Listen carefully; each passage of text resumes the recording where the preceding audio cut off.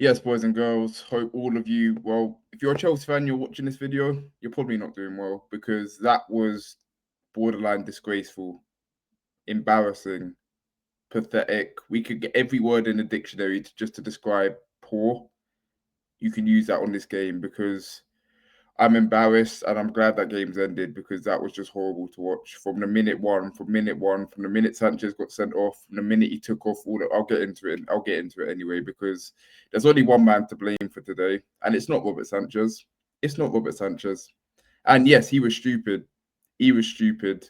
And just when I'm thinking he started to turn a corner, he lets us down like that. Don't know what he was thinking there.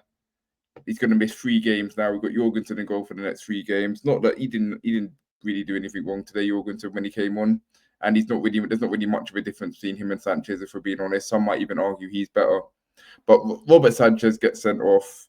And it goes back to my point about why us not signing a keeper was also a bad thing, as well as us not signing a centre-back. And the centre-back thing, again, defensively poor once again today. The goals we were conceding, especially that second goal, that Casemiro header, just poor Sunday league defended, to say the least. And it looks Fofana limped off towards the end, so he might even be injured now as well. So we're in a bit of a mess here. We are in a bit of a mess, but as I say, it's not Robert Sanchez's fault that we lost that game today. It's not. Enzo Maresca, that game was entirely on you. It was on you. No ifs or buts. They're going to be Chelsea fans that are going, what do you mean? It was Sanchez. We went down to 10 men early. No, it's how Maresca responded to going off, to hit Sanchez being sent off, that cost us the game. You brought off both of our wingers, both of them. You brought off Esteval, you brought off Neto. So at that point, you brought on Tosin and obviously Jorgensen to go and goal. So at that point, Cole Palmer and João Pedro were our only attacking outlets. And at that point, we were on the back foot anyway. You couldn't even string 5 passes together. So I don't know what was going on in the team. But then 10 minutes later, he goes and takes off Cole Palmer.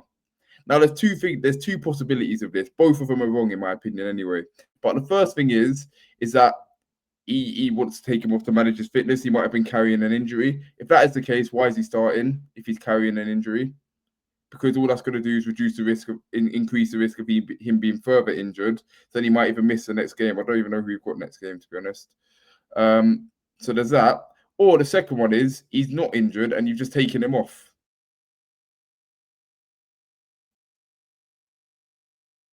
Leaving João Pedro as our only attacking option. You bring him off for Andre Santos, who looked okay when he came on, but there's only so much he can do in that team. We had João Pedro was our only attacking outlet, and I felt bad for him today. He only really got service towards the end of the game. So that baffled me. But the goals we conceded today, man, the Bruno Fernandes one, and then the Casemiro one, it's just Sunday league defending, man. We're going to have to act in January in regards to the centre-back option, whether or not this club wants to sign one, whether or not it wants to recall Anselmino, or who's the other one that went out on loan. Can't even remember. I'm bugging. But I'm not happy.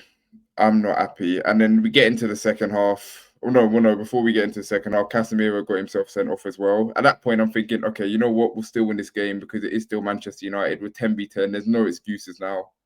This Manchester United team are not good. We made them look good today, but no other team. But that's Chelsea. That's what we do. It's charity FC. I went into this game saying it's going to be a 1-1 draw, but I thought it would have at least gone down a bit better than that.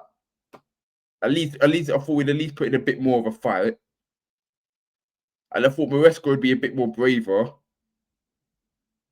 I genuinely thought Chelsea had turned the corner. I feel guilty of it. Luckily, I didn't get too hooked into this project thing. I got excited after the Club World Cup win and the Conference League thing. I'm thinking, yes, Chelsea, we're back, we're winning trophies. But I wasn't still fully sold on this whole project thing. The fact that we've got to keep the keeper that they're deciding is going to be our number one isn't even at the club yet, and we're sacrificing the season with Sanchez and Jorgensen. When we've seen what Sanchez has done today, he still has that in him.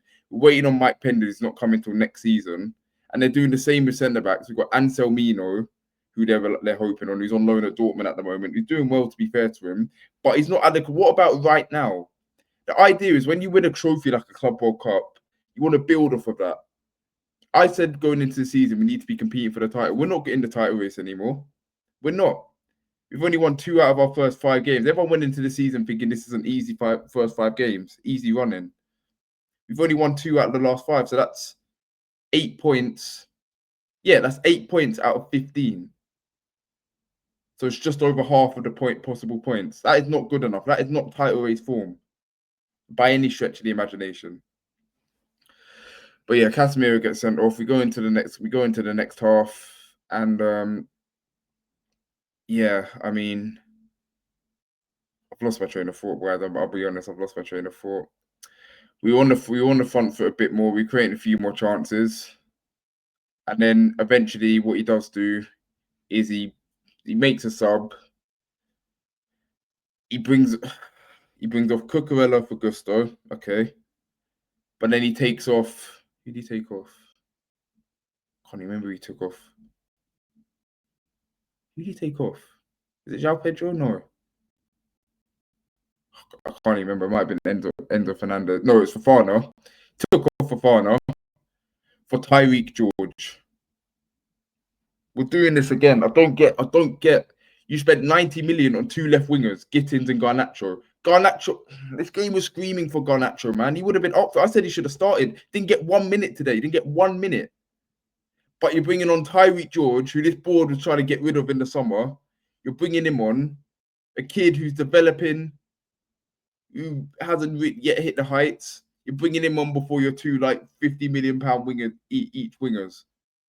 Make that make sense to me, which tells me that the board and Maresca don't see eye to eye fully on transfers, because Maresca clearly didn't want George sold in the first place, and the board were desperate to sell him for the pure profit. Maresca clearly wanted George a part of the squad for the season, and that's been made clear. He's bringing him on every game. He's bringing him on before most of our signings, and I can't understand it. What did Tyreek George do in that game? And I'm not even blaming him. What can he do in that game? We had him and João Pedro were the only people up front. There's only so much he can do. Neither of them can carry the attack on their own. We had no Cole Palmer. We had no Esteval. We had no Neto. We had Garnacho chilling on the bench. There was one point he was even watching over Maresca. It looked like Maresca was talking to him, giving him instructions. Didn't see a minute of the game. Reminded me of when Lampard at the Emirates played Arsenal during lockdown. Giroud didn't get a minute, and the game was screaming for him. And then, yeah, we carry on. We do get a goal back with Trevor Chalobah, beautiful header. It's a little too late for us to actually start creating chances. We looked most threatening when Reece James had the ball down that right-hand side, getting the crosses in. But no, they weren't meeting any. No one was really in the box because we didn't have anyone up front. Caicedo and Enzo were staying in their midfield. Caicedo occasionally made the run into the box. Santos occasionally made the run into the box. But no, other than that, we didn't have any chances. João Pedro, again, there's only so much he could do in that team. Enzo Fernandez, again, not great. This is, for me, this is the worst performance under Enzo Maresca and the worst managing performance from Maresca. We should have beaten Manchester United today easily. Easily. They lost to Grimsby in the Carabao Cup. They got smoked by Manchester City last week. And Manchester City aren't Manchester City of old. Let's be honest.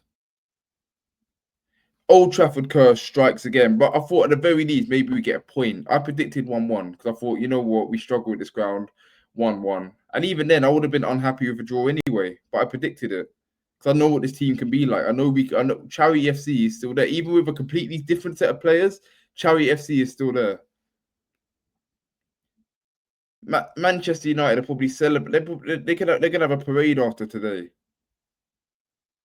To win like that, we absolutely gifted them that win. Again, Robert Sanchez, not excusing him at all. Stupid decision.